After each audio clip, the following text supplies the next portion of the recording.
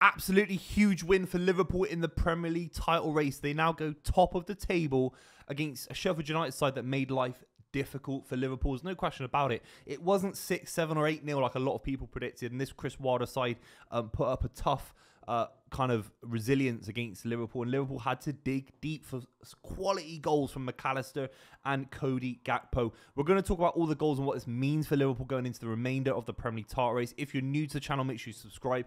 But ultimately, Liverpool had to go full strength. You can see it now in these kind of games where they know, Jurgen Klopp knows what it means that they're going against a Man City side that have absolutely decimated Aston Villa at home and an Arsenal side that actually rotated a few players ahead of their Champions League clash, and they seem fresh and they seem equally as dominant as Liverpool. So this Liverpool side went into the game knowing they had to be as strong and as quick and get the game over as soon as possible. It doesn't matter if it's Sheffield United or Barcelona. It doesn't matter. That's how I saw the initial lineup from Liverpool. No risk of rotation, no risk of dropping off. This seemed as strong as it could get really for Liverpool in a number of ways. Ultimately, it was a high-energy game. Ultimately, I think Liverpool will win every single game in the Premier League home. I've predicted them to basically win every game, period. But I think the home games, the atmosphere at Anfield was electric. You can tell one side, versus Arsenal against Luton, I have to be critical and say that the atmosphere, obviously I was watching on TV, but seemed very, very flat. Sheffield United rock up. They play very, very well at points. And they have to contend with an atmosphere at Anfield under the lights, which was scary. Let's talk about the first goal, Darwin Núñez. I don't know what Gribic is doing. Absolutely shocking. He takes all the time in the world to try and clear the ball, and he smashed it into Darwin Núñez, who kind of weirdly runs after the ball, even though it was already over the line. He's just a crazy, chaotic player, and those kind of goals, those weird rebounds, those weird flicks.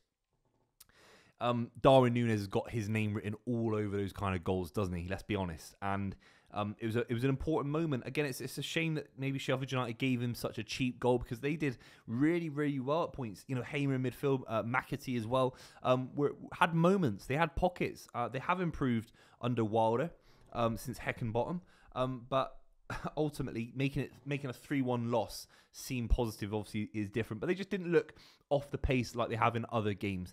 Maybe it's the adrenaline being at Anfield, and obviously they get back into the game with a weird little deflected Conor Bradley effort. It came off Hamer, and Brereton Diaz was kind of back post, and it's come off Conor Bradley. Not really his fault, because it's just one of those that just blindsides the keeper.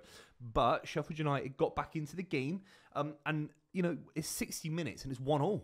So Liverpool did have to dig deep. Again, we can have this narrative about how bad Sheffield United are, and I love talking about it, believe me. But Liverpool had to find a way.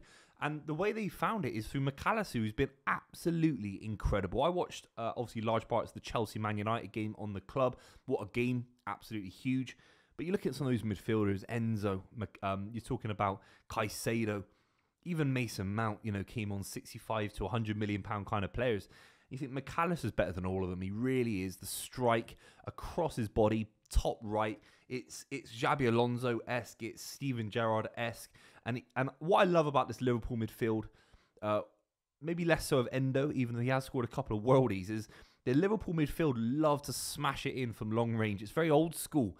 It's very 1990s Wimbledon vibes. But Szoboszlai, McAllister in particular, love smashing in long-range efforts. I think even Gravenberch has got one as well this season. So the Liverpool midfield for Jurgen Klopp love attacking from long range. They love putting the keeper under pressure. And going back to Steven Gerrard, the glory years of long-range efforts trying to win games. And McAllister gets them right back into a winning position. Huge goal on the 76th minute. But when I say that, 76 minutes it took Liverpool to get into a winning position. These are the margins. That's 14 minutes. A game can go by so quick. It really can. And you could be looking there, if you're a Liverpool fan, thinking, it ends up 1-1. It really does. And that is the pressure this Premier League title race will crank up in a lot of these games now. I'll be watching every single Arsenal-Liverpool game. Arsenal fans will be watching Man City and Liverpool games. And same with the Liverpool for Arsenal and City. And there'll be the pressure on those players, realising that all of the eyes of the football world, all of the eyes on the Premier League title race is on these moments. If McAllister skies, I know it's a simple kind of take, but if McAllister skies that, which he easily could, it feels like every game's a cup final. I know it's a trope in football, that statement, but that felt like a cup final winning goal on some level. The celebrations in the stands were absolutely electric. And it's the fine margins. You simply cannot draw this game. And I've predicted, because of the pressure that amounts between Arsenal, Liverpool and Man City, that there's a world that all three sides win all of their remaining games, or at least don't lose them. And there's a couple of draws thrown in, perhaps one across every single side. But from 1-1 against Sheffield United, and McAllister steps up and the celebrations are like that, you can already see the pressure. It was an amazing strike. Cody Gakpo gets a rare goal. He's not been in great goal-scoring form this season, that's for sure. But he gets into a good little position, and it's a great little header as well. He'll be needed. Some of these fringe players will be needed to make the difference for Liverpool. I remember as a City fan, the likes of maybe Di Michaelis or maybe Jesus Navas in certain seasons where they haven't maybe had the best season in the world, but they step up with just little moments, little pockets. And the Cody Gakpo situation, he's not been electric this season, but he might step up and score a winner just when Liverpool need it. And I think he will be an important addition in the back end of this title race. He's got a goal in him, and sometimes you look at Arsenal and think, if Saka goes off, has Nketiah got the same kind of finishing as some of these Liverpool players, obviously with Jota before he was injured, and same with Alvarez at Man City? That's just a debate for another day. But Cody Gakpo making it 3-1 was big as well. Overall, a very balanced, good win for Liverpool, and Chris Wilder's definitely got an improvement out of the Sheffield United side. There's no question about it. And they look a lot more compact with that five in midfield.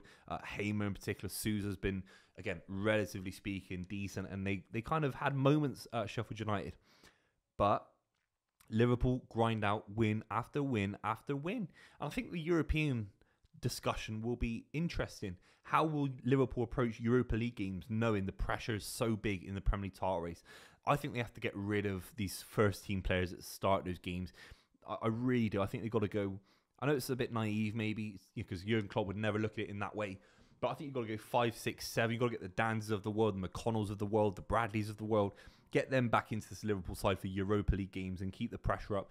Maybe I'm a bit selfish as a football Premier League loving fan, but I'd love to see Liverpool, Arsenal and City go into these final 8 games full strength, playing full quality, and have the drama and the beauty of seeing a fully fit Darwin Núñez or Saka or Salah or De Bruyne doing their thing, because this Premier League title race is heating up. There's no question about it. Football fans talking to me about how ominous it looked when City won 4-1. Again, it's only Sheffield United, but 3-1 at home. The atmosphere was electric today. You could see that with the McAllister strike. The McAllister strike felt like Steven Gerrard against West Ham in the dying minutes. 76 minutes is a lot of pressure now in this Premier League title race. It really, really is. So it's a huge result for Liverpool. Puts them back top of the table. No more results now clash between the three sides. So it means that if all Liverpool have to do now is keep winning their games, and I think there's a great chance that they could just win every game. I think there really is a chance they do that. Maybe they don't win the Europa League. Obviously, they can't win the FA Cup now. They just go for it in the Premier League. I think there's a great chance that they do that. Let me know what you think in the comments down below. Thanks very much for watching. If you're new to the channel, make sure you subscribe. It would help me out massively. I'll see you very, very soon.